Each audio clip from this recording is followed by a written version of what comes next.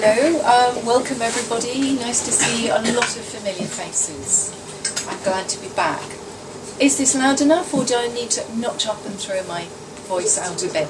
Just a little bit, yes, I need to crank up from normal speech. Is that better? Yes. Yes, we're getting there now. Keep that up. Those of you that don't know me, my details are here. I run a company called Herbs Hands Healing, and that's in Norfolk, and we're mail order. And the website is www.herbshandshealing.co.uk. And anything you didn't get in question form tonight, which the questions are at the end, then you can always call me, and there are details here, or you can email me. I do calls between 9 and 1 each morning.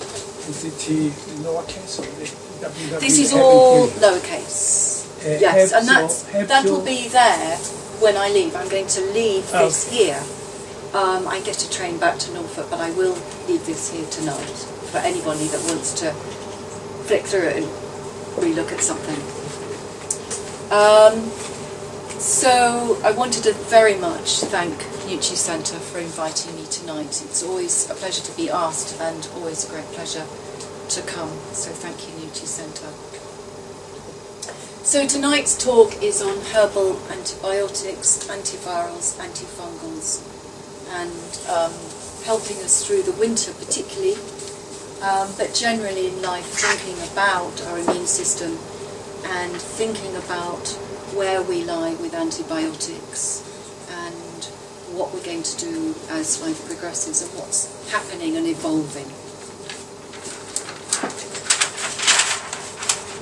So I wanted to start on a slightly lighter note with what's going on in the hedgerow at the moment. This is autumn and we've got an awful lot of things out there for free. I recognise that most people live in towns, so I'm recognising that an awful lot of you won't be going out there and picking these. But it's nice to know, and it's nice to have an awareness of what's out there and what it looks like, even from an armchair, whilst you go and then buy the product perhaps in the shop. So I've been picking a lot of rosehip recently,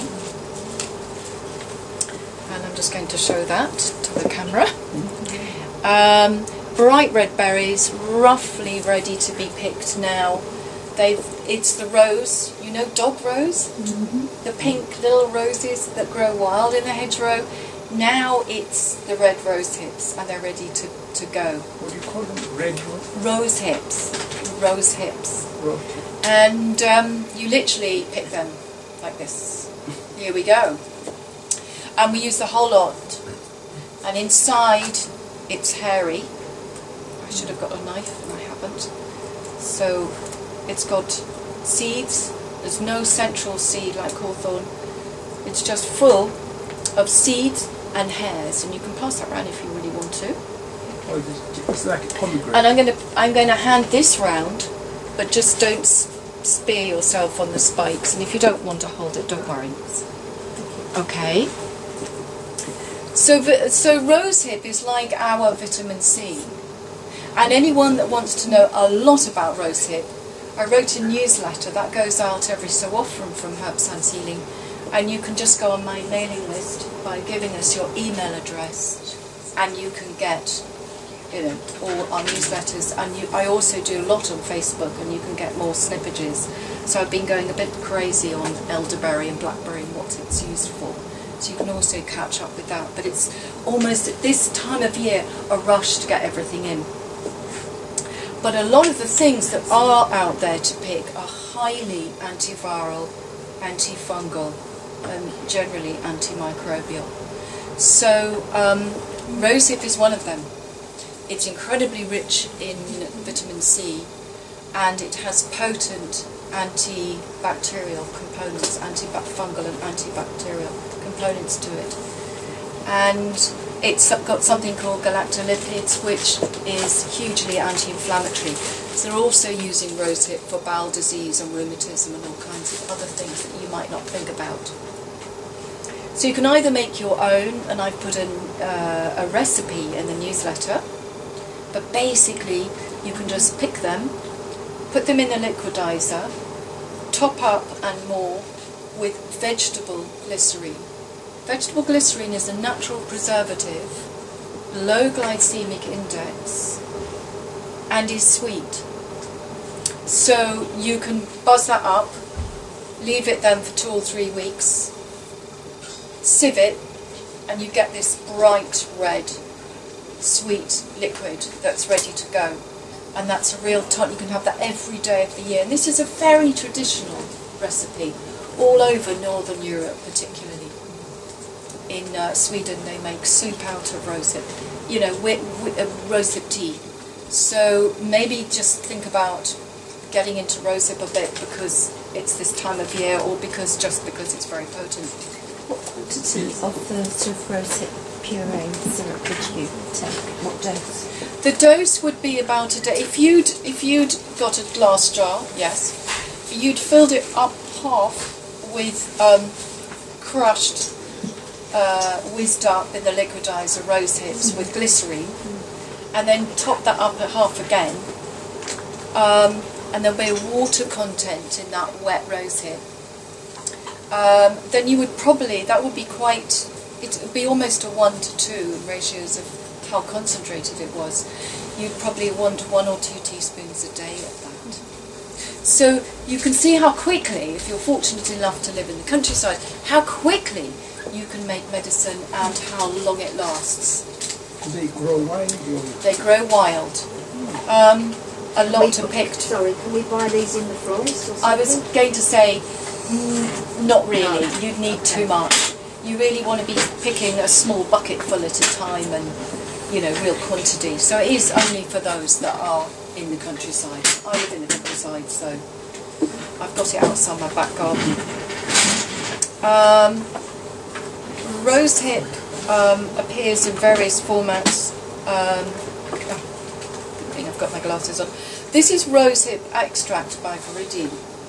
So this is capsules full of rosehips, and so you can actually just also go and buy it and take it for the immune system and vitamin C and anti-inflammatory and all the other things it helps you with. What is this? So there we go. I'll leave that there, and you can look at that.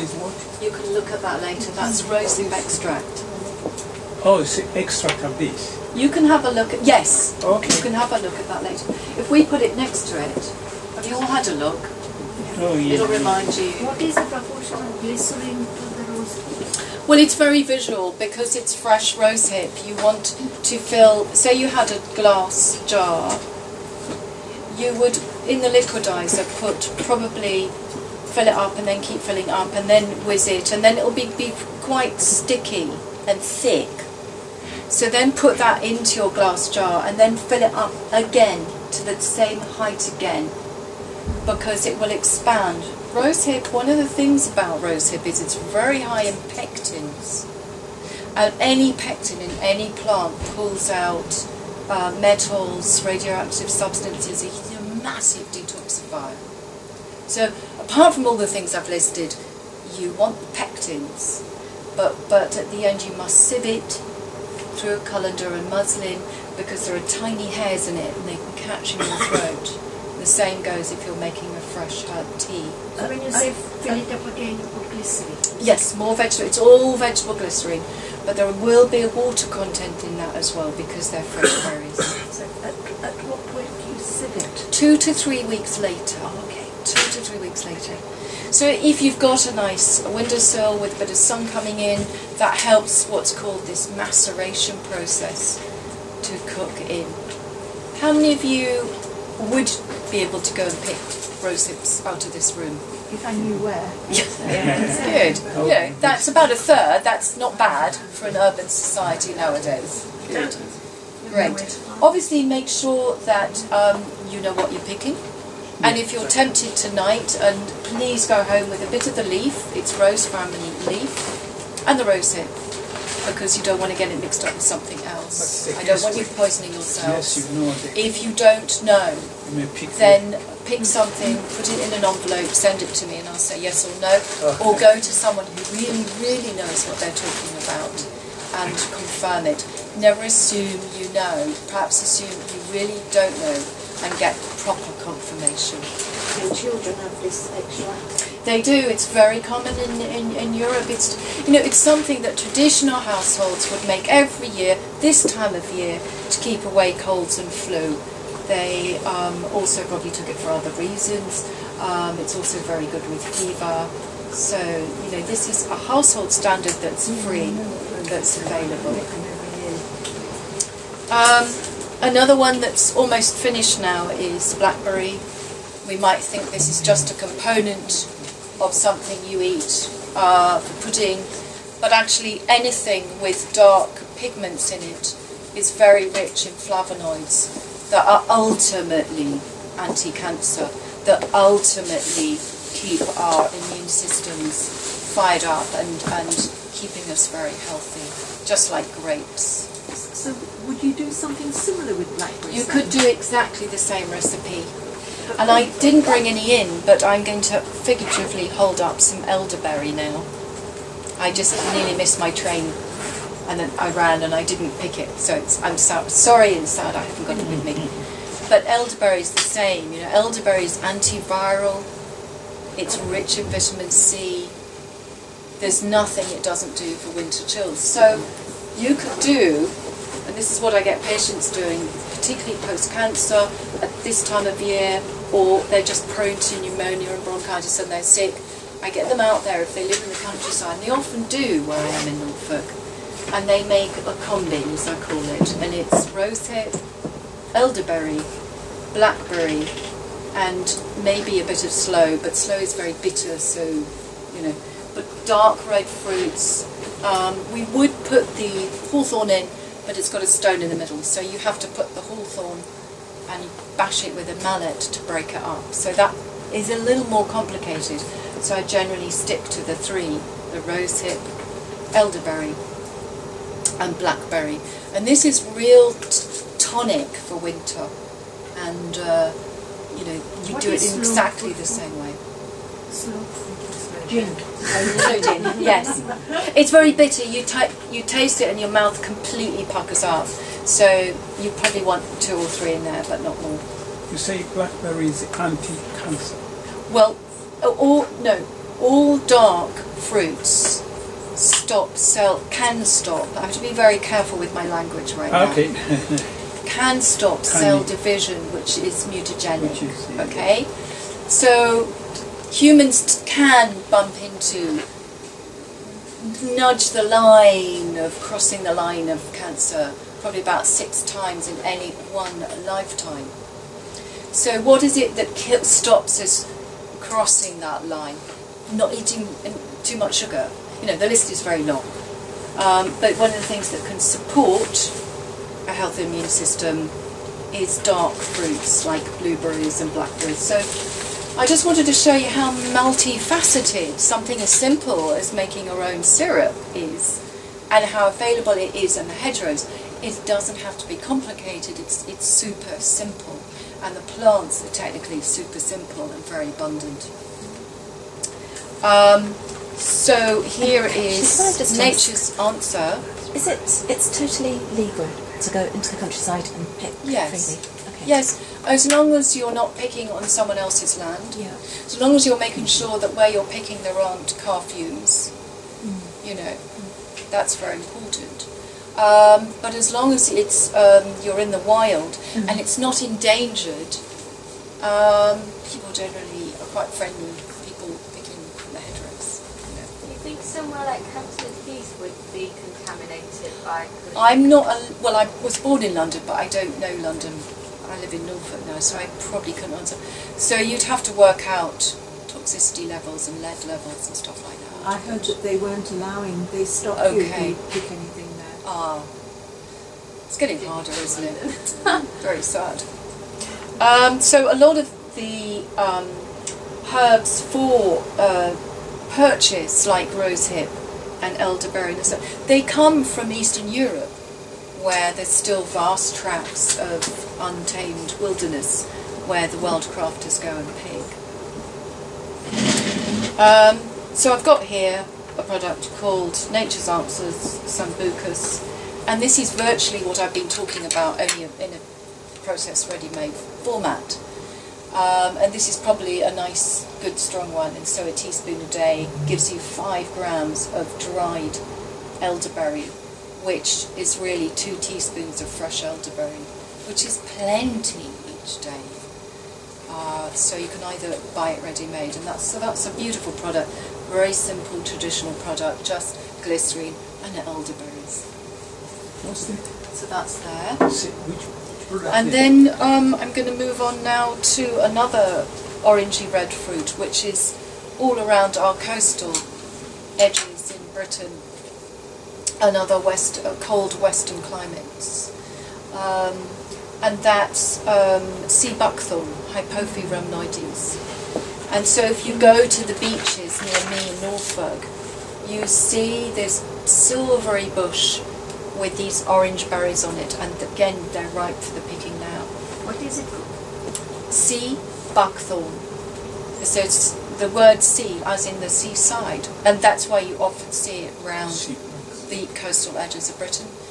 And it's a spiky plant, but this orange berry, and again hugely rich in vitamin C. So we often think that unless it's oranges and lemons, we don't get vitamin C.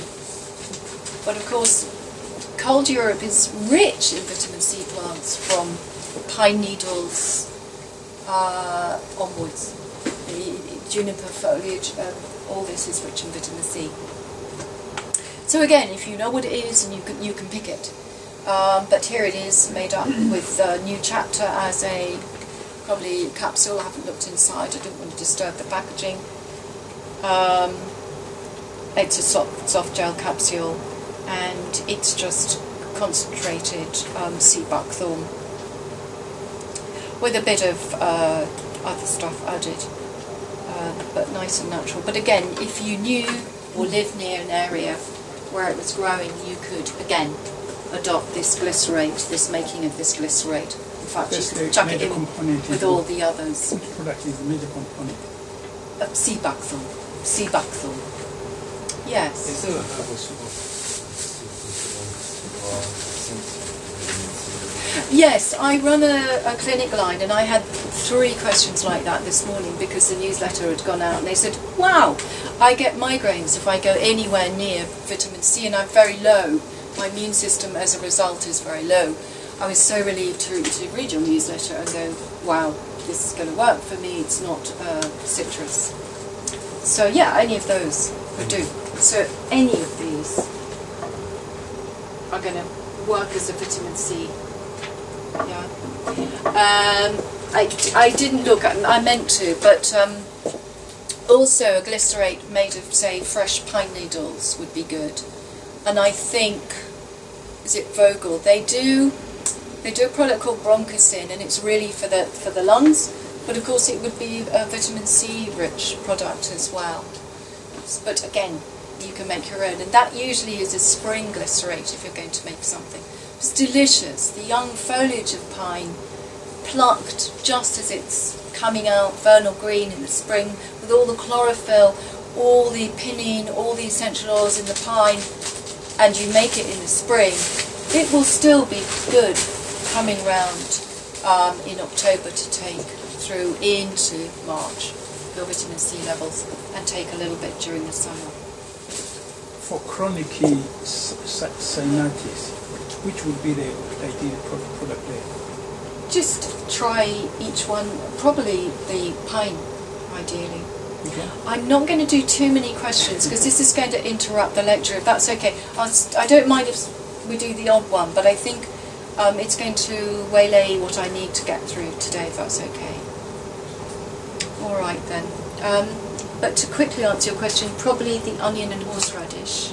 I don't know if you know that. And I'll be talking about it later in depth, but it's onion and horseradish for the sinuses.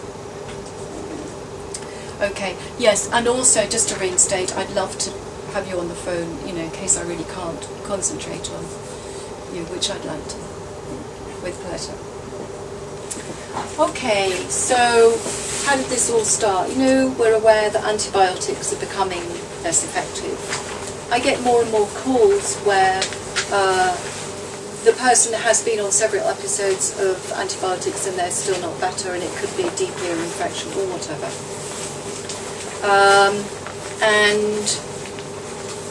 Or that the antibiotic has finally cleared it up, but there's a lingering not rightness, you know, the cough's still there, perhaps it just won't go.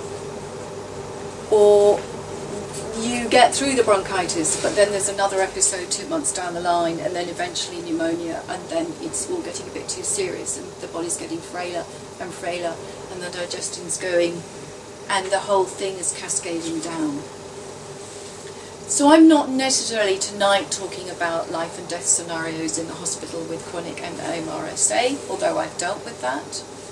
I'm really talking more about living this life where you have to less use antibiotics, and if you do, support the work of the antibiotic while you're doing it, so you really don't have to have more or have them less frequently. But it's trying to live a life where you think, how can I do this every day so I'm well? Life's more fun anyway. But this is what's happening.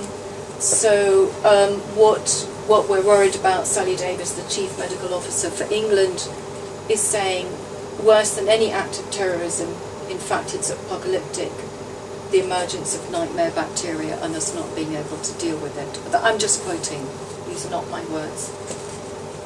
The Nobel Prize winner, the creator of antibiotics, Sir Alexander Fleming, prophetically said, it's not difficult to make microbes resistant to penicillin in a lab by exposing them to concentrations not sufficient to kill them. By exposing them in this way, they become resistant.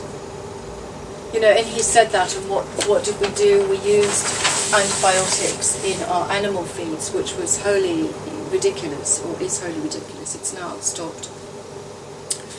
But that probably was the worst thing of all, because in everyday foods, like cheese and milk and meat and fish, we're all the time getting low episodes, low weaknesses of antibiotics into our system. And we're avidly at home trying to not take an antibiotic because we don't want to. So we're trying very hard. So for a couple of decades this has been the case. Fortunately this is now not the case, but this was common practice to plump up animals, make them fatter, to be able to work in a way that wasn't clean, to survive those non-clean practices, to leave dead animals and not clean them up, etc., etc. But that has finished now. The EU has ruled. So unless you're getting food from a takeaway and the chicken has come from somewhere outside the EU, so you can always check if you do the odd takeaway of meat and dairy, then generally speaking nowadays, at least this generation is safe from those weak doses of antibiotics, which has been so insidious. New antibiotics are really not on the horizon. They're not profitable enough, and by the time they're made, they're probably just as useful as the last lot.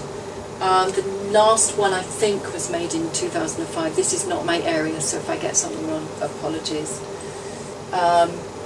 There is one small British company trying on that one. And all kinds of projects. The Russians originally pioneered in the 20s looking at deep sea organisms that could work. So all kinds of ideas that may or may not work, and an €8 million project led by the Aberdeen University looking in deep sea trenches to find strange bacteria and other things to help against this. So people are looking and working hard on it. So other desperate measures include people that go for withdrawn or unlicensed medication because, and I've talked to these people, because they're so desperate, because anything that they're being given by their hospital doctor is not working. So some people get very desperate. Commonplace procedures now carry big risks. MRSA is now affecting young, healthy men, usually the area that's strongest in society. And the newer antibiotics are chemical variants of the older ones. Bacteria mutates incredibly quickly, sometimes in 20 minutes, sometimes overnight. They genetically swap coding, they talk to each other. It's quite hard to outwit them. Resistance can be passed from one species to another, which is what I just said. What did we do in the past? Well, we either lived or died, but my grandmother went through 2 world wars and was in the end allergic to penicillin when she finally got to it, so she never had any antibiotics. So how did she survive? Well, because there weren't environmental toxins, they made all their own food at home, and you know, you can cite lots of reasons, can't you? And she was fortunate enough to be able to eat enough. It was a middle-class family where there was enough food on the table, so they weren't impoverished nutritionally. And actually where she grew up, in Dulwich, a friend of mine in Norfolk was a doctor at that time, and he got a pump which wasn't filled with lead, so the water wasn't contaminated. So, you know, it's water, sanitation, good food, but that's how they made it, or they didn't. You know, you died on very in very sad situations, where nowadays you would say, actually an antibiotic would definitely have changed that scenario. Overuse of antibiotics creates greater likelihood of bacterial resistance, we've covered that. But MRSA, gonorrhea, TB are all returning. Gonorrhea is now often resistant to all antibiotics. There's one left that isn't. Tuberculosis has multi-drug resistance, TB emerging, called NDM1. Widespread of antibiotics in the animal feeds we've discussed, and I think one of the biggest breakthroughs in Europe is to ban the use of antibiotics. So you go, well, hang on, what did they do? Having been told you can't use antibiotics any longer in food, what are you going to do? Well, there's a lot of change in hygiene practice. Okay, for a start, much more vigilance on the well-being of the animals. And a couple of things used. The sweet chestnut tree, which I brought in because it's hard to picture it always. So it's not the conker tree, which is chestnut, horse chestnut. This is the sweet chestnut. Okay, and there's the fruit. Again, if you'd like to pass it round, do, but this is very prickly. And inside is the chestnuts, okay, that are hugely nutritious, that make into a flour or a puree. So it's a very useful nutritional plant. The leaves are actually in Turkey, where it's indigenous to, by the way. Sweet chestnut is indigenous, native or indigenous to Turkey. And there they use the leaves for whooping cough and coughs and all kinds of things that we don't even know about. On the train down, I was passing a park, and I was dreamily looking out the window. I passed this park, and there were 50-year-old chestnut trees, about 50 of them, that they planted, and it was lovely to see them there. So these are everyday things. So if you want, pass that round, the sweet chestnut. But what they're actually using is they're using the bark of the chestnuts. They're actually growing chestnut as a crop and cutting it back for the bark.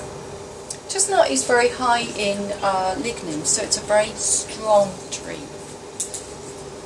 So it's a high lignin content, high tannin content, and it does have other components, obviously. So what they're doing is they're shredding this bark and putting it down as straw, and that's what the predominantly chickens and turkeys, obviously other animals, are on.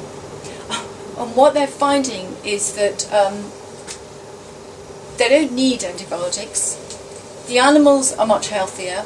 They actually get to culling stage quicker. They get fatter quicker. They're plumper quicker. I'm a vegetarian, so I can just talk about this. And I have the honour of living opposite an organic chicken farm. Organic, my foot. If only you knew. But that's not on record. But the animals it is kinder to the animals. There's less death. They're better looking. They're you know, it's so positive. Okay, and so this is, at least we don't have antibiotics in the chain. So this is one way of dealing with it. So this is very, very easy. Clean, shredded chestnut bark. Better intestinal health of the animal. So what tannins do in the body, tannins are a component of lots of plants. Some plants are tannin high, some plants are tannin low. But tannin dries out mucous membranes and forms a kind of crusty layer and stops virus and bacteria coming in. Basically how it works. It does other things as well, but it was a good, clever choice. Another one they've done on, and what does the tannins do, right? Sorry. It's effective against Salmonella, Staphylococcus aureus, Clostridium, and more, E. coli, Klebsiella. So all the major gut-based bacteria that we don't want for ourselves, but also in the chickens and animals. So if you think about it, if you eat the meat that is produced like that, you are getting strains of chestnut in what you're eating going into you, and that is much better than taking a meat that's been produced on antibiotics, isn't it? That's a positive feature. In 2010, a study was done using thyme powder. You know, the herb thyme. Yeah. And in 1 kilo of feed, they put 5 grams of powder. You don't know how tiny that is. It's a teaspoon, and a kilo is what? This? 1 teaspoon. And out of that 1 teaspoon, which is probably 5 grams, about 1 gram of that is what you need for the kilo, because the 1 gram is probably the essential oil content.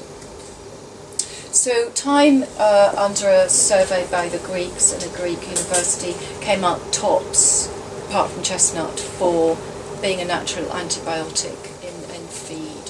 Very simple. And actually what everyone was doing way back when, before antibiotics were invented, this of course was what they were doing.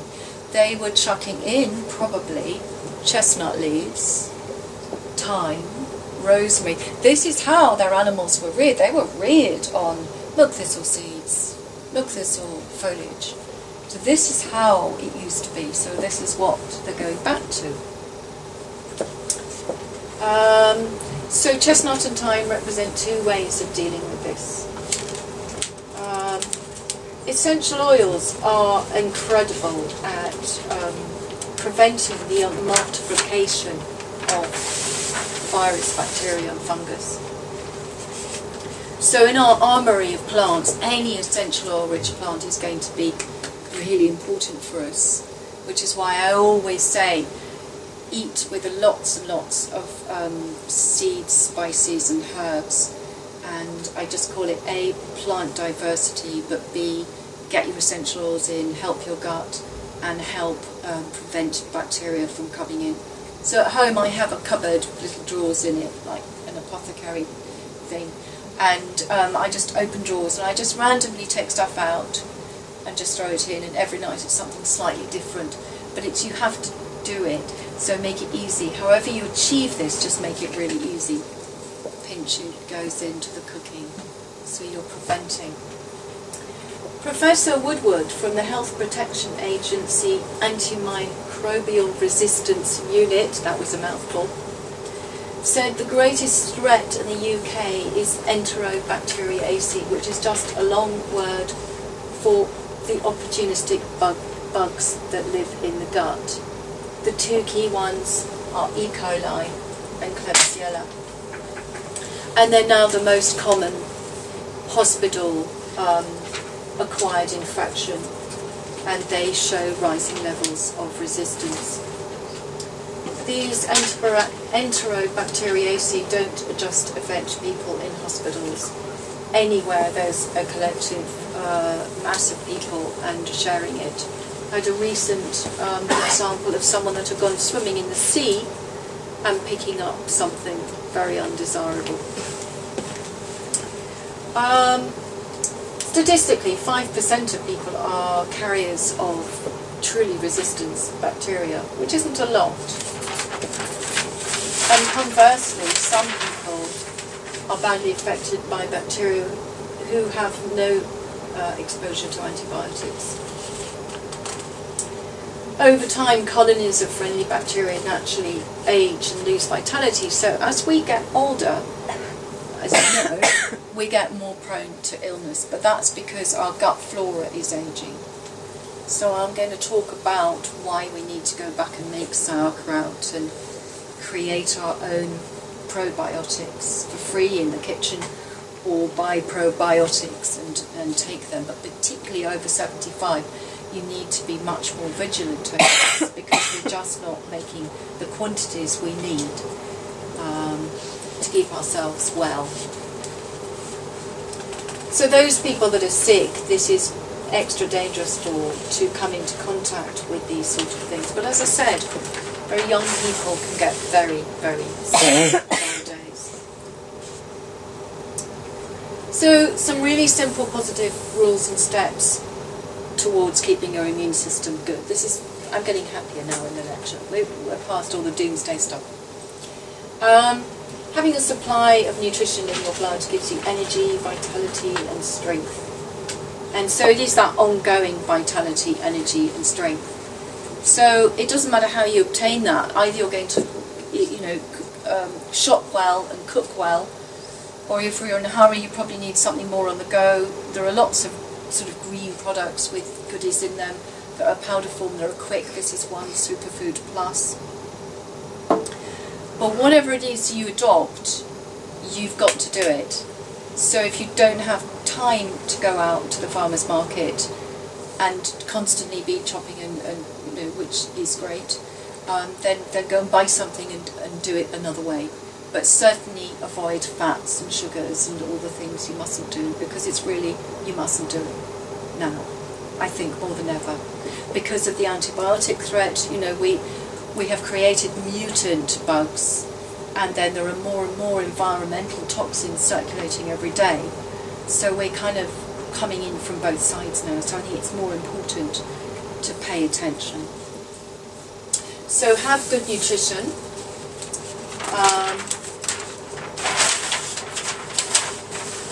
And then always make sure that whatever you put in comes out.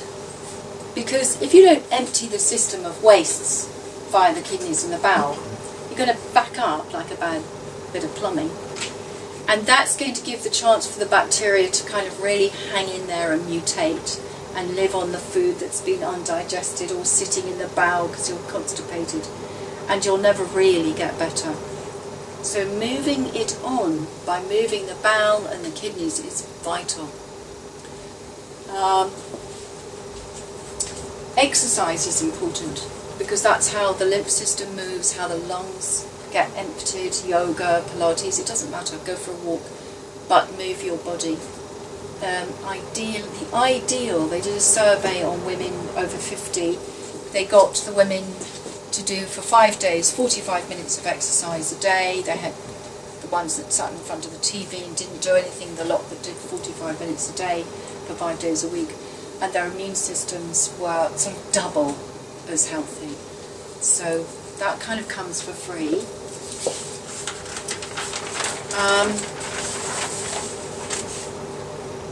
Remember, when you do get sick, and if you are sick, it's really hard to digest your food. And if you keep on piling food in, especially high fat, high sugar, the liver and the gallbladder get sicker and weaker and less able to cope. The knee-jerk reaction of the gallbladder is to produce more bile, and that has issues over-biling or under-biling. Both are difficult for the system. But that's a stress. That's when you need to go on liquid food, probably. So when you're ill, everything your granny said about liquid foods, notching down, keeping it simple, going to the loo, moving your bowel, all this flushing out, all the sort of barley water, all those old traditional concepts are absolutely vital. We tend to forget it, and that's the other thing that's happened with society with antibiotics. It's given that you take your antibiotics and then it's absolutely fine to go and eat now a cheeseburger and your Coca-Cola. You know? This wasn't how society used to be. It's antibiotics have also kind of rotted our brains about how to approach the body. So it's taking care of this overloaded stomach that can't digest very well. That's important. I was talking about making your own probiotics, and they are very simple to make. And you know, I think if you've got a lifetime to live, till 90 maybe if you're lucky, all this can add up. So finding a natural way of doing it quite simply and cheaply in the home, and then recourse to you're going on holiday or you're extra sick coming and buying something, is probably going to be financially how you're going to manage it. So fermented foods are a really great idea.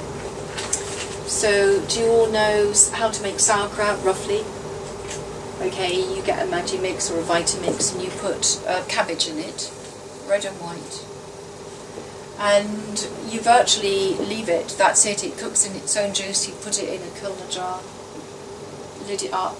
You can put juniper berries, a stick of cinnamon. There are lots of recipes on the web, of course, and there is some good recipes on our website, www.herbsandshealing.co.uk. Very, very simple to make, and every Northern European household would have made this by the gallon, literally, and fed it. Children used to get, this would sit, okay, so this is whizzed up cabbage in its own juice, don't add anything. There are recipes where you can add apple cider vinegar, they're also great. Children, if they were sick, were often just fed this precious juice to get over the tummy bug or whatever it was. And otherwise the household would eat the sauerkraut along with everything else they were eating. Rejuvelac is another one. Again, I've got recipes for Rejuvelac, but basically it's any grain like pot barley or quinoa. Quinoa is a favourite of mine. And you put that in water and let it ferment, and basically that's Rejuvelac, and you can add some lemon juice at the end. That's very simple.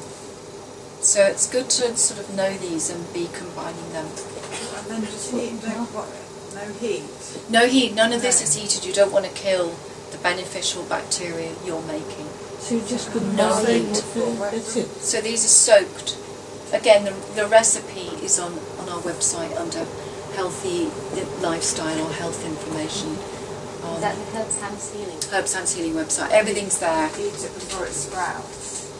Well, yes, this is a 24-hour. Rejuvelac is 24 hours. Very quick. Very, very quick. Other foods you need to get into are the brassica family. So any broccoli, cabbage, radish, mustard, you know, that whole family, really important, contains sulfidamides that crucifery family just keeps away. Brassica and crucifery family really is good, anti-cancer, brings down excess exogenous hormones in the body, really good for you. So again, you know, as a child it was kind of cabbage every day or broccoli, you know, it was something like that, Brussels sprout. Now it's not trendy, but actually it's the cheapest veg in the farmer's market or shop. It's very easy to grow. When we have bad summers in Britain, the easiest thing to grow is mustard greens and spinach and chard and cabbage. Very easy, you don't need sunshine. They make it through, so they're very cheap and prolific. And then essential oil rich herbs like rosemary and thyme and bay leaves, juniper berries, and anything like that, which I've already mentioned. Our food is becoming, and always, has been for the last 2 decades, very contaminated. I talked about the meat thing, and there are tests done on meat, and they regularly find E. coli in them and things like this. Low, weak strains, but they're there just persistently. So you need more of a gut build-up and more of a strength on a daily basis than before, because it's now in the system. They found C. difficile in beef and veal, and they just purchased those from grocery stores. These are random checks.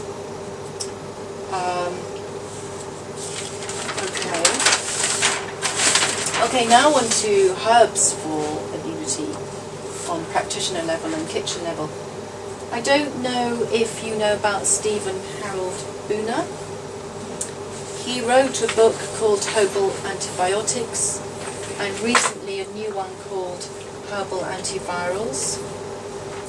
And Steve doesn't have any in stock now, but he will do.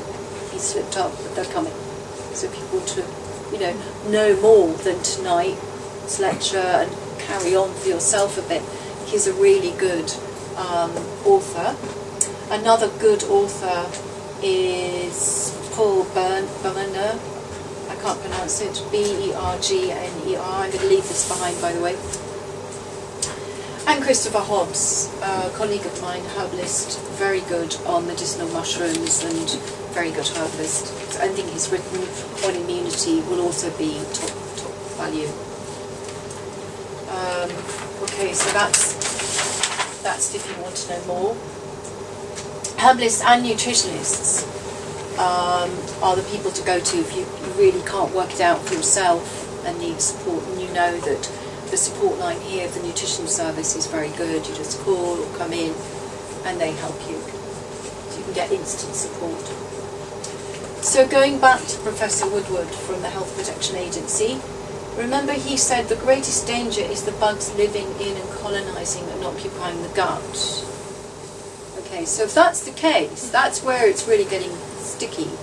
That's exactly where we should be tackling it. What we're putting into our own stomachs and what we're not putting into our own stomach, what we're choosing not to put in. The biggest category that I find myself talking to at length is those with compromised guts. Because I know that if someone's got candida or leaky gut or some kind of gastro instability, the likelihood of their immune systems going down is going to be much quicker. So fundamental for me is to talk through not just the immune plants and protocols, but how are we going to get that gut better? Okay, now there are various ways. There's slippery elm and marshmallow, quite a classic recipe. Mucilage plants. What they do is, in what I call a leaky gut or colander situation, they start slowly allowing the repair of the gut lining, which is thinned out, got holes in it, and is inflamed. And therefore toxins are passing through the gut into the bloodstream and back, which are undesirable. So that alone is a problem. So things like slippery elm and marshmallow, mucilaginous plants are good. You can't go on living them for years because they actually stop the absorption of nutrients at the end of the day if you live on them. So they're good occasionally for a while. It's a great remedy, if you're really in trouble with your gut and it's very irritated. But incidentally, the incidences of colitis, irritable bowel, Crohn's disease are getting larger and larger and larger now with all our gut-based problems. And candida, as you probably all know, and leaky gut. These issues are really getting very, very upon us. So the mucilaginous plants are good. You've probably heard about L-glutamine. That allows the cell renewal of the gut stomach lining. which is vital. You're talking, if you've got a leaky gut or candida or something like that, you're talking at least 6 months repairing this gut lining. It doesn't happen quickly. You need to keep at it every day, not wearing it down, keeping an alkaline state, and working away at over that. Is that from natural ingredient? Yes, it is. Yes. And what I didn't write it down. I meant to phone Lambert's, and but it is. It's vegetarian. It is okay. Yes. We talked about that. So I'm going to put that over there as I get through them. Okay, so that's leaky gut. That's really, really important. Arrowroot is another one. Very cheap. You can buy it in powder form. We actually sell it in powder form. And it's a very cheap way of just keeping that gut lining happy as well. Meadowsweet, birch. They actually contain salicylates like aspirin. So if you can't take salicylates, then you must avoid meadowsweet and birch and stick with the others. But they are very good at helping inflammation and repairing the gut and helping any pain. So you just put in the water? Yes, yes, yes.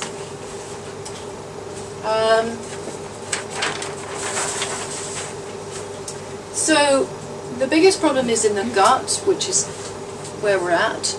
And so a lot of the plants I'm talking tonight are just gut-based plants. They're not able to burrow around the body. Some are, some aren't. So a lot are really localised in the gut. And you can get to them via the mouth, the ears, the colonics, or, drinking them down to the stomach, or even in the sinuses. Someone was talking earlier about sinus infections, and I was saying, well, we've got a snuff, which you can sniff up and clear this. A lot of people go swimming and they come back with chronic ear infections. I've got a lady at the moment, she's been through 5 lots of antibiotics. She's still got this deep infection and eustachian tubes in her sinuses that they can't get at. So we're getting in there, we're getting going.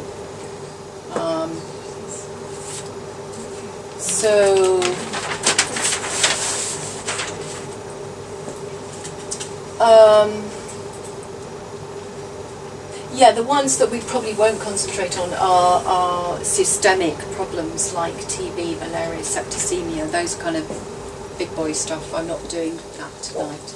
But that is a special category because remember, most herbs are not systemic, they're not capable of travelling around the body, so you need to know that. If you're going to treat TB or something like that, you need to know what you're doing. So, but because the biggest threat is the gut-based ones, that's really what you should be focusing on. So, have you all heard of berberine-rich plants like golden seal and barberry and mahonia? So it's a category of plants that are really profoundly strong at killing off toxins, and they are well known for it. And they contain, golden seal contains hydrastis and berberine. The Latin for golden seal is Hydrastis canadensis. So a lot of the botanical compound names come from the plant names and vice versa. Golden seal is very well known, and it was used so much to combat virus, bacteria and fungus in the gut so quickly, so effective, that it was overpicked and overcollected, and now it's an endangered plant and it's on the CITES list, and it has to be collected under certification once a year. So it's very expensive and it can be quite hard to find. So again, what's happening to the herbs is they've been overused, and then you go, what am I going to use now? Well, you can use the sort of cheaper, easier versions, which are mahonia, which is Berberis acrofolium, or Barberry, Berberis vulgaris. And it's the root again, and it does contain berberine and hydrastis. Not as strong, but you can get hold of them and they work very efficiently. So would you just take them once a day, or if you were ill and you were in an episode of think of something. Diarrhea. Okay, perfect. Then you would maybe only take those, because they're expensive, perhaps for 3 to 4 days, and then hopefully the diarrhea would stop. So it would really depend what was wrong with you, how long you would need to take with them. But I would suggest that they're not what I've been talking about, sort of general immune herbs. They're kind of a stage up. So you might get away with using them for a few days or 2 weeks, something like that. After that, you would want serious input and advice from a herbalist or nutritionist. And they will sell berberine-rich plants if they're nutricents around. Pretty much know they will. Berberines are not very water soluble, so tinctures are ideal, or the powder. Berberine plants, they are pain killing, which is great. They are anti-amoebic, amoebas. They are antibacterial, anti-diarrheal, dysentery, antifungal, anti-inflammatory. One of the things, if you've got an infection, is getting the inflammation down. That helps heal it. Anti-secretory. When you're sick, it tends to be wet and warm and not tight and rigid. You remember what I said about the chestnut and the tannins tightening that skin and making crust on it so that the bacteria and fungus couldn't come in. It's like a barrier. Okay. Well, that tightening is very important, because when you're ill, it's very wet and sticky, and bacteria loves that kind of atmosphere. Okay. Antiseptic, anti-tumour, astringent. So berberine interferes with bacteria's ability to adhere to any mucous membrane. It just won't allow it to clutch on. A bit like elderberry, which it creates this spiky. It creates something on a tiny scale that looks like that, and the bacteria can't come in and adhere. So all these really strange mechanisms that are at work. And by the way, these mechanisms are not created for us. Do you know where they're created in the plant kingdom, or why they're created in the plant kingdom? We happen to use them. They're created so that they don't get eaten, so that they survive bacteria and fungus, so that they survive predators like animals and insects. So they're running on their own capabilities of keeping danger away. And then if we use these plants that don't have this sort of single focus of an antibiotic, that's what I do. They have hundreds and thousands, and they never get worn out. You can't kind of you can't get through 800 biochemicals and go, it works each time. That's what's clever. So berberines guard against candida, chlamydia, dengue virus. That's a really nasty one, I've had it. E. coli, giardia, helicobacter pylori. That's really horrible. Hepatitis B, herpes simplex, Klebsiella, pneumonia, salmonella, shigella, staphylococcus, streptococcus, trichomas. It goes on.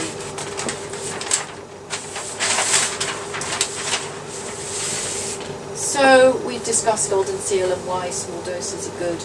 And there's a myth that it disrupts the normal working of bacteria in the intestine. It doesn't. It's fine. Okay. Then there's good old Echinacea. Okay. And the main constituent in Echinacea is something called acrylamides. And it gives that tingling, metallic taste in the mouth. That's how you can tell it's rich in acrylamides. And there used to be a theory with Echinacea that you should have a break. Do you remember that one? Have a break. Now that's theory, because that was only a theory. But that's been disproved by a man called Kerry Bone and other people where research has been done. And actually they're saying that all it does is prime the immune system so that it's more able to go fight. If you think about, say, the fire system, the firemen are not at home in number 2, Derry Street.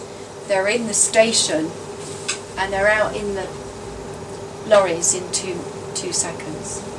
So Echinacea is able to prime the immune system, so they're a bit more ever ready. So if you're on the tube and someone's sneezing on you, you know, you can get out your spray of Echinacea or take some Echinacea, and it will start working there and then. But also, if you've taken a small dose in the morning, one mil as prevention throughout the winter, that sneeze is less likely to have the repercussion of moving you into the cold that's just been sprayed over you.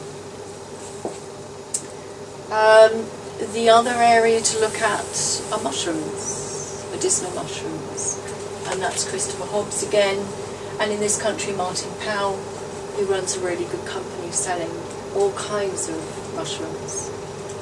So Reishi, the most famous of them, Ganoderma lucidum, stimulates interleukin 1 and 2, phagocytosis, lymphocyte proliferation, stimulates gamma interferon production, is anti-tumor, rich in beta-glucans, antiviral, HIV, and again helpful against Helicobacter pylori, Staphylococcus klebsiella, and all the gut-based ones we've been talking about. So you get the idea now. There are lots of choices. Like now you'll come out of here and you'll think, what shall I use? I don't know. Just good to know there's a lot out there. And if one doesn't work, you can try another. What is beta-glucan? What is Beta-glucan? beta-glucans? It's found actually in oats. So if you like organic porridge oats, it's rich in there. It comes from oat straw. It's something which is really, it occurs naturally in a lot of foods, including mushrooms, and it's really helpful to protect and inspire into activation the immune system. Very, very good for you. A favourite of mine is burdock, and it's ready for harvesting now. And if you find a burdock plant in the countryside, if you're there, you'll need a very good spade and a lot of muscles, because it's a very, very deep root and it's very tough. Again, most of it that we use comes from Eastern Europe. And sometimes I've wanted to order it and it's coming from, say, Poland, and they've got a really hard winter and the snow's up here and they can't get to it. And I go, oh, I should have bought some in November, and it's now January. They won't be getting to that for 2 months. So farming is always hazardous. You know, everything that you're buying, someone has gone to great efforts, either in the wild or to grow them, to make this for us. It's incredible. So I love burdock. It's a natural antiviral, a natural herbal antibiotic. The polyacetylsilenes in it make it officially a herbal antibiotic. This was the mainstay of Victorian health, and this would be made either in spring or autumn, or probably both, and it was dandelion and burdock. And you still has this fizzy drink that has nothing to do with dandelion and burdock. But this is what the average poor person in the average home used in the main, apart from collecting blackberries and rosehips and all the other things around. This was the mainstay, and they could make it twice a year by digging those roots up. And the recipe was always the same. It was 3 parts dandelion root and 1 part burdock root. Burdock root is so strong that if you don't put it with dandelion root as well, and move the toxins on that it's getting hold of and moving out, you can actually get sick and congested, because it's such a good detoxifier. So it moves toxins and waste products out of the lymph system. It moves it out of the bloodstream. It's a very good circulatory herb. I mean, not in touch with, not like chili as its circulation, but it really gets the blood moving. So it's a natural antibiotic. Studies in Japan, where it's eaten as a vegetable, show that it's best eaten fresh, and it has more antibacterial, antifungal and anti-tumour attributes. Once it's dried, those degrade a bit, but it's still very useful. You make a juice. You can make a juice, and you can... No, you can use the leaves for animals and stuff like that. It is the root. That's why I said you need a really strong spade and strong. When you said vegetable? Yeah, they get the root and they grate it and steam it. Yeah. But you can make it in apple cider vinegar, so you could get hold of burdock root. It's unlikely, it's a lot of digging and stuff. But there are products. This is Polytox, and it's got burdock in it, amongst other things. But that's one of the key ingredients. But it's hugely detoxifying and proven to be of great renown. And I think we need to get back into these sort of very simple on the doorstep things. So there's nothing that I wouldn't trust burdock with. It's also keeps blood sugar levels stable. But we can't get it though, can we? We can't get the real McCoy. Yes, you can. You can from shops like Baldwin's.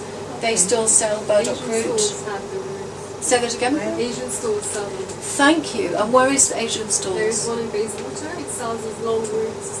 Fantastic. It's not that great to eat. I put it in salad and No, grated it. I wasn't It getting has a particular taste. I know. I wouldn't go for it. And also, I think unless you know what you're doing, if you're very toxic and you eat that, you're going to end up quite stagnated. I didn't. I have no. We're okay. Fine. I was like, this is the right thing. Well, to do. yes, okay. Do you know the Latin? Do you know which one it was? Was it Arctium lapa or some other species? I don't know, because it's just it was heard of like the Asian schools. Okay. You can buy in Okay. Chinese shop. Yes, yes. It's very common in Asia as well as Europe. So yeah, let's not forget burdock. I love it to bits, and of course it is really why a lot of households survived so much pre-antibiotics in Europe. Just have a question in your medicine. Yes. What place has got ginger, turmeric, garlic? I'm coming to that. Oh, okay, sorry. Thank you. No, thank you. Sorry. Thank you. That's great. We're really getting there though. Put it past. Juniper berries. Juniper berries, again, indigenous to Europe. Juniper berries, wild juniper berries, juniper trees and shrubs. And out there for the picking now. Remember, first of all, it's got that dark pigment in the fruit, hasn't it? And what did I say about dark pigment in the fruit? Right at the beginning. It's hugely rich in vitamin C. But the other thing about juniper berries is that it contains pinene and 80 to 100 other biochemicals. And alcohol extracts of juniper berries are effective against 57 strains of 24 bacterial species. So that's a good cross-section for getting rid of ills. Also active against various cancer cell lines, SARS and herpes simplex 1. It has no side effects. It's completely safe on the kidneys, and you'll find literature on the web from the 80s, which is still around, saying it's dangerous to overdo it because it tires the kidneys out. The opposite is so. It's very good with weakened kidneys that are finding it hard to flush out. So if you can find fresh juniper berries, or really nicely dried ones in packets, they need to be dark bluey black, plump. But in a storm anything's good, so even if they're a bit grey and wizened, buy it and take it. But you can just literally pop them into your mouth, or put them into cooking, or put them into your syrup. But they were always traditionally in winter put in stews and soups and, thrown around like we don't really do it now. So it's safe on the kidneys. It's great for controlling diabetes, but only on a low dose advised for medicated diabetes, as it can alter insulin requirements. So people with medicated diabetes, you need to kind of steady up, because it is good at moving the insulin. So you just have to be careful on that one. Sorry, did you say not good for diabetes? Yes, on those with diabetes, you just have to be aware that it does, alter the insulin requirements. So if you are medicated diabetes, don't overdo Juniper, please. Just be careful. All right. Anybody else, go for it, because it's actually really good for people with blood sugar issues, hyperglycemia, sweet tooth, that sort of thing. It's really good. Juniper powder is also great on wounds. The essential oil is great, diluted and spritzed up the nose, or spray it into the air. The tinctures, the berries are great popped right in for gastric problems. And earlier I was talking about juniper foliage in the spring, great, rich in vitamin C, like all the pine family, and makes a lovely, if you like gin, which is what it's made from, Genève or juniper, then you know the flavour of juniper, and it is delicious. So making your own syrup with the needles and the berries is another syrup for, health.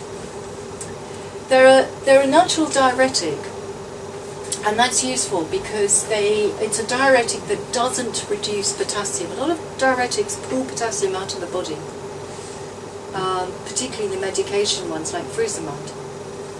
But to have a diuretic that really pulls the water off, I had a patient who was in hospital 3 weeks on a catheter after a prostate operation.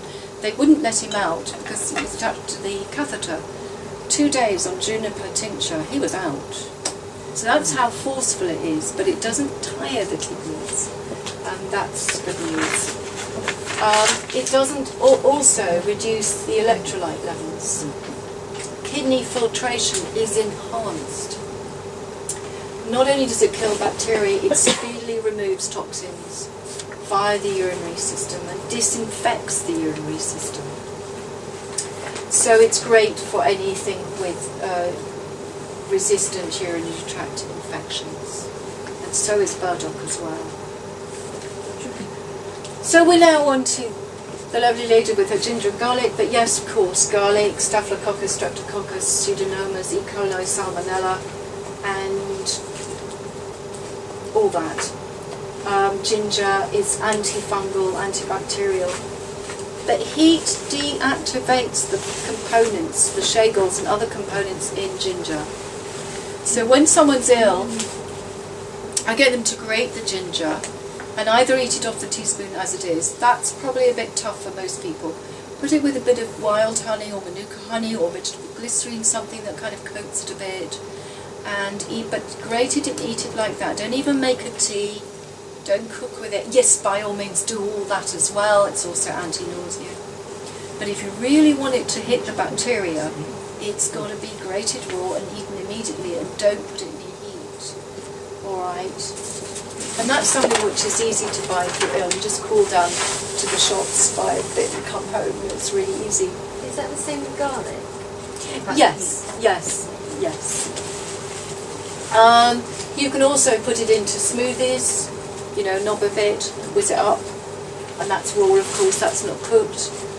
Or you can put it in a banana, a bit high glycemic, but if you're okay with that. The other interesting thing about ginger, if you are on antibiotics, now I said earlier, people go on antibiotics and then they eat badly and drink badly, and you're not meant to do that because you don't want another lot of antibiotics and so on. So the other thing that you can do is take ginger because it potentiates the action of the antibiotic. I wouldn't say double, that would be exaggerating, but it helps the antibiotic work a lot better. Those are from studies. Ginger also is very, very good at killing endotoxins. When you have taken an antibiotic, or you're recovering from an illness naturally without antibiotics, you get something called endotoxins. These are dead bacteria bodies, or virus bodies, or fungal bodies, and they're dead. And when, it's a bit like when you kill a fly, and it sits there for 2 days, what's happening? It smells, it's you know, disintegrating. Actually touching that now is really not good for you, it's really toxic. Actually it was probably more healthy flying around the room. Think about it. So endotoxins are a bit like that. You really want to get them out of the body very quickly. And ginger is very good at neutralising, coming in and neutralising those endotoxins on site before they've had a chance to travel through the lymph system and be gone that way. So it deactivates the re-poisoning potentiality of an endotoxin, and it makes you therefore feel better quicker. That makes sense. So the outer wall in some of dead bacteria releases endotoxins, and ginger is good at neutralising and killing those endotoxins. You'll feel better quicker. It helps the action of the antibiotics work better. Licorice is also good at potentiating the action of other herbs. I think pucker herbs does a really good, and if you're tired and you can't make licorice and do your own ginger, pucker herbs do a really good tea in tea bag, and I think it's ginger and licorice or something like that. This is really great. It's organic, it's quick, it's easy. That's another way. But obviously it's not fresh ginger, so you can do fresh ginger. But if not, do something like that. So licorice is also good at potentiating the action, amplifying the action of any of the herbs you're taking, which is why traditionally, classically, if you look at any formula, if you're studying, licorice is always there at the bottom in a small amount. That's why. But it also makes the other herbs more systemic. It helps them get round and move around the body quicker and better. It also helps them move across the intestinal wall and into the blood a little. Cloves, classic for, you know, this is how meat was preserved, sticking the cloves in. So, of course, it's going to be anti-inflammatory, antiviral, antibacterial. The camoferol and the remedies are highly detoxifying. It reduces and removes dead microbes very effectively. If you're caught short and you're abroad and you're ill and you don't know what else to do, go into a store and buy some really good quality clove powder and just put it with honey and start eating it. It kills everything off. Black pepper is also a classic, but not white pepper, not green pepper. It must be black pepper, and it must be not cooked, it must be raw. So on a daily basis, if you have black pepper, never cook it into the dish. Once it's plated up, and just before you're going to eat it, do the black pepper, which is why, of course, traditionally it's often put on the table for you to do for yourself. That doesn't come because it looks fancy, actually comes from this old tradition of understanding that black pepper shouldn't be cooked because it works medicinally better if it's raw. So you can make a drink out of it, or you can just have it raw, but it's the volatile oils and up to 9% of alkaloids, especially piperine, that does it. Lavender, we've got a lavender tea here. The ladies that used to pack in the 1870s the lavender water and lavender essential products in Paris never got TB, because they touched all day long the essential oils from the lavender. So lavender is another one that is really good as a tea on a daily basis. It's also anti-anxiety. So, this one, Interstable capsules, have got cloves, very good quality cloves, and other herbs. So that's very useful for candida and stuff like that. Rosemary, you know, and all the other ones like bay and stuff. But the rosmarinic acid and flavonoids make it a good anti-inflammatory, and the essential oils are very good antifungals, antibacterials. Cinnamon, the same. The volatile oils are highly antiviral, antifungal and antibacterial. The cinnamaldehyde is 65 to 75%. It lowers fever, it's analgesic, it's sedative, it balances blood sugar hugely. It's warming, it's tasty, it's delicious. thyme. Now we talked about thyme earlier. Remember the 5 grams in the kilo of feed for the chicks instead of the antibiotics in the feed. So it's strongly natural antibiotic and comes out almost top of everything. And Greek research has said that thyme and cinnamon are the top resistance to MRSA, Staphylococcus bacteria. Those come out top, and lower down cloves, lemon, lime, but almost neck and neck. But everybody's research is probably slightly different. Oregano, you know probably a lot about oregano. It's anti-candida, it's antifungal, antiviral.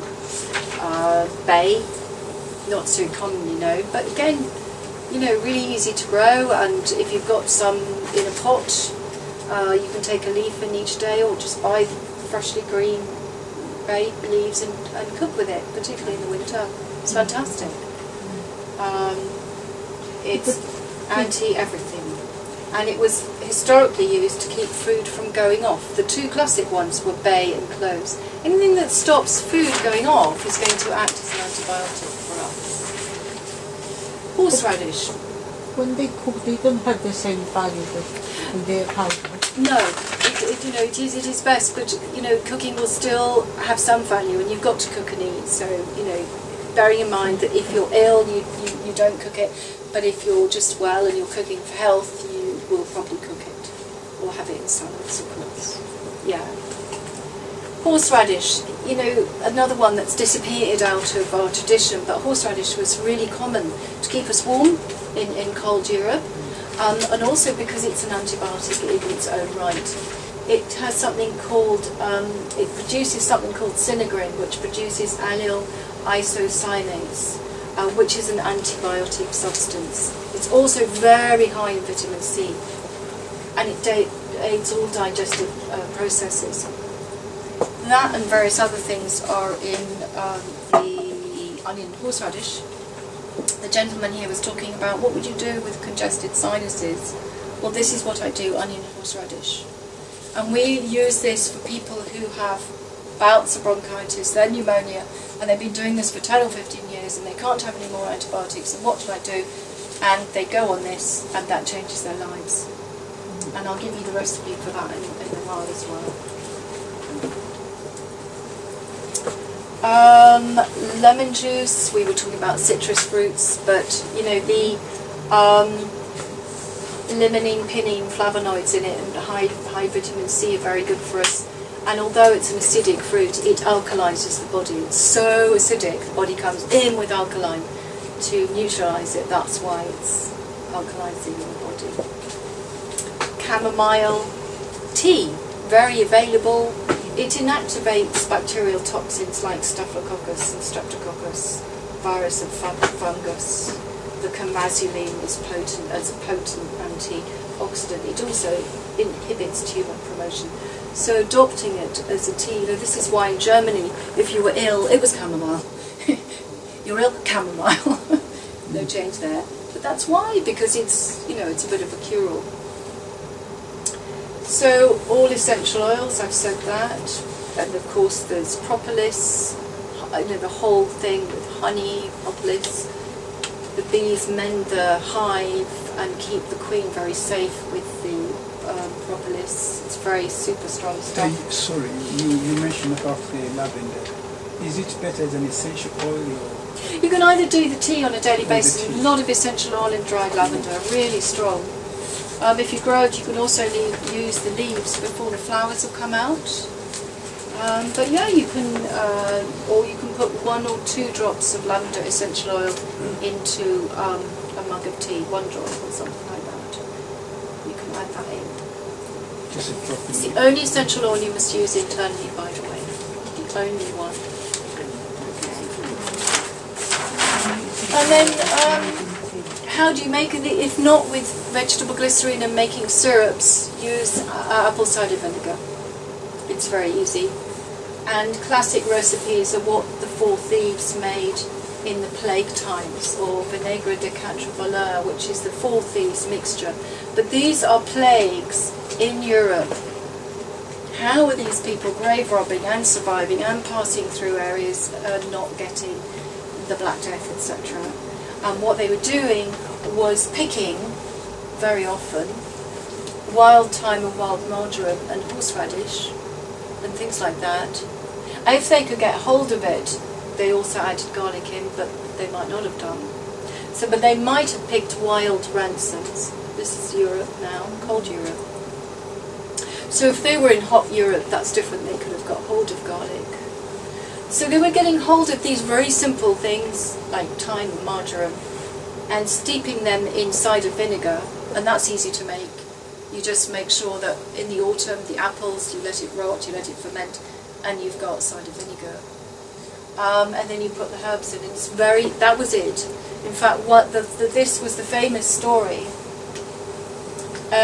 of the 4 thieves. They were caught grave robbing. They had a lot of gold and stuff on them, and they said, right, you'll die unless you tell us what your trick is. They said, we make this up fresh every 3 days, we wash in it every night and morning, and we drink it, nothing touches us. So you can make your own version, and again, it's the liquidizer. You know, bung it all in, whiz it up with the cider vinegar, never mind how much, it's roughly, you know, the herbage and then some more of this cider vinegar. It's really simple. You leave it for 2 or 3 or 4 weeks, you shake it every day, you taste it every day, or every 3rd day, and then finally you think it's ready and you strain it off and you bottle it up and you label it. It's very stable, it's not going to go off. You can probably make this with dirty hands. You don't have to have any hygiene rules. It'll survive it. So you can make different ones like cinnamon, ginger, garlic, black pepper, or thyme, cloves, marjoram, juniper, or in the summer lavender, rosemary. You know, you can just play. You can put eucalyptus in. Eucalyptus foliage here. So you can really play, just let your brain expand about what you want to put in there, and then have it ready. And then when you're sick, for free, you've got your cider vinegar, and you can heal yourself, basically, or keep yourself well up. Marigold petals are antiviral. Sorry, are these on your website? They're on our website too, and if you can't find it, ring up and talk to one of us and we'll help find it or post it to you or something. Marigold petals, if you have a garden and you go grow marigolds, they're enormously antiviral, antibacterial and antifungal. You look at marigold, you know that sweet little marigold flower. Not the African marigold, not that one. You mustn't eat that. And it's very good for the eyes. So, you know, don't think you know that it's the right one without checking. It is not the African or French marigold, please. That's different species botanically and has toxins in them I don't want you eating.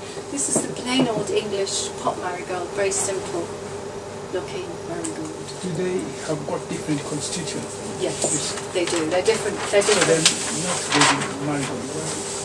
Sorry? You say not in African marigold. You thought they would be the same, you know, with the same constituents. No. Is it because Plants of the soil they... do vary amongst species, and it's really important to get the right species and to know what you're doing. Orange colour. Yes, but it's not the marigold that is made into garlands in India. It's not that one. So I'm just throwing that out. You can have a look, you can Google it, but just be aware that there's a right one and a wrong one, and if in doubt, buy it and don't pick it. You've got a picture of it on your website? Yes, there is actually. There's an A to Z of plants, and there are lovely pictures of the right one there. And I've also written a book on marigold, which is an e-download. Loads of pictures, so you really won't miss it. Because calendula, Calendula. is used a lot in homeopathy. It's unbelievable, and how simple and how easy to grow, you know. And if you do have a garden and you throw the seeds out, they come up for the next 50 years and you can't get rid of them, and it's this bounty of orange and yellow, and yet it's an antiviral, an antibacterial, antifungal. You It's mentioned incredible. about you've written a book. So yes, Which is and that's on. I'll give you that in a minute Yeah. because I've really got to close up now. So I won't go into that. I'm not done now. So yeah, thank you for coming. And if you do want to know much more about some of these plants, then go onto our website www.herbsandsealing.co.uk, and I'm going to leave this up here, so don't worry, you can come and write it down in a moment. So it's www.herbsandsealing.co.uk, and if you go onto the website, there's healthy information or healthy lifestyle, and you go to books, and there are e-downloads from Dr. Schultz, who made the superfood, but also myself, Jill Davies, and the titles that I've covered tonight, some of them will be Echinacea, marigold, garlic, ginger, St. John's wort, and cranberry. Actually, I didn't talk about cranberry, but that's all there for free. Lovely pictures, you can just, look through and thank you so much for coming. And the newsletter. How do we get onto the newsletter? Just either call us and give us your email address, or fill in the form on the website if you're a form filling websitey person, and if not, just ring and say I want to be on the newsletter and here's my email address. What's your telephone number? I'll leave it up. I'm going to flick it over now. I'm going to leave this here, so if you want to take it, you're welcome, everybody.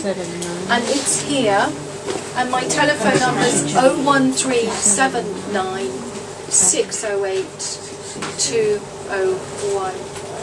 And if you're Facebooky people, I do something on Facebook each week, and it's a different topic that I talk about each week. Thank you so much. Thank you.